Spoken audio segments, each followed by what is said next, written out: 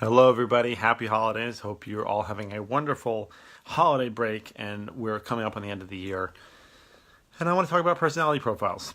We've got this question a couple times on Facebook where people are asking, what personality profile test assessments do I like and use, and how do I use them?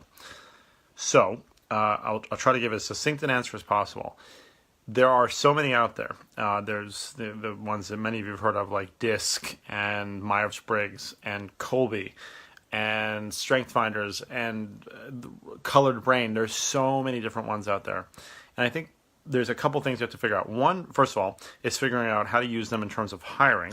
And then the other one is how you use them in terms of how you actually work with somebody. And those can be very similar ideas, and they can be completely opposite ideas. So the one that I'm the most familiar is not quite it, but the one that I think we've come across the most, especially in our circle of people, we deal with a lot of people in Strategic Coach, is the Kolbe profile. My profile is an 8434, which essentially means I'm a quick start. And the description of my personality profile is that I will say yes before I hear the end of the question and turn it into a productive journey, which is true. I'm really good at starting things. I'm not great at finishing them. I'm really good at simplifying things, but that's sort of where it ends. So the obvious thing in that case is I need to be able to work with somebody who can finish things. Now, the thing is I don't necessarily need a big profile or personality test to tell me that. The question really becomes, how do you identify those people in hiring? So you certainly can use these tests and use them consistently and have everybody in your organization take the DISC profile, or have everybody in your organization take the Kolbe, and have everybody coming in take the Kolbe as well. To me, I'm always looking at a very, very sort of boots on the ground, really practical sense of how you can get to the core of how somebody operates and how they work, and usually how they do it in a situation that doesn't quite go their way. I'm way, way more interested in seeing how people react when things are not good versus when they're perfect.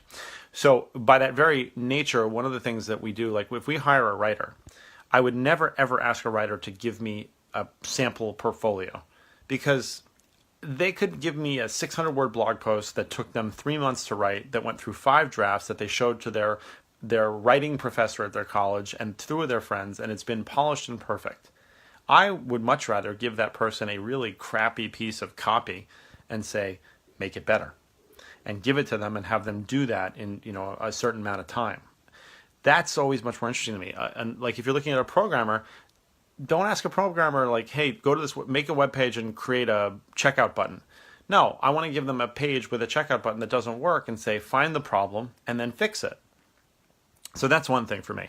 So, and I know this is sort of getting away from the question a little bit, but it's really how I see things. It's not about the way that they act in the perfect situation, which is somewhat what the personality profiles do for us. So that's one thing, is that if you're going to use it, that's fine, but you really want to see how people sort of act and respond in a situation where they're not in an ideal setting. Now, child just walked in. Now, the other way that I like to look at this too is that you can get really qualitative information from people that you can scale using things like machine learning. So if we get a paragraph response to a question, we can use that and create a model from that based on what they wrote, how long they wrote, the words that they used, the cadence, everything about that, and use that to compare it against anybody else that comes in later. So it's not quite a personality profile, but it does really see how they act in a certain way. But most importantly, for me, in a lot of the hiring that I do, at least, and this is different for different positions, but I'm always looking for people who are proactive and have attention to detail, which are not necessarily things you can really clearly test for, but we've been able to do that in certain situations where we give people a task to perform that would require them to do that. When I had my former virtual assistant company and we were hiring for those positions, we had a task that required, the right answer required somebody to actually pick up the phone and call this particular location and ask them questions. We hadn't planned that in advance, but that ended up being the case. And that was really perfect, because you would see the people who had Googled their answer and got it wrong. You'd see the people who just didn't quite understand it, and then there were the people who went that extra mile. They saw what the exact details were that were needed, and they actually went ahead and got the information they needed to do that. They didn't wait for it to come to them. They reached out. They were proactive. So you kind of have to know what you're looking for. And then in addition, in terms of working with you once you do that, you have to protect the culture of your company as much as you possibly can.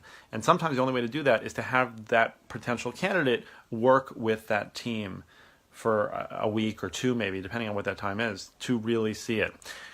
In some ways, there's not a lot of shortcuts when you're doing this. You really have to ingrain that person in what it's really like to work in the environment that you're going to bring them into, which always makes me think about the Peter Principle, which is the idea that people are promoted to their level of obsolescence because they're promoted to a job that is above what they're performing at now based on how they're performing currently. So to me, that's what a lot of hiring looks like.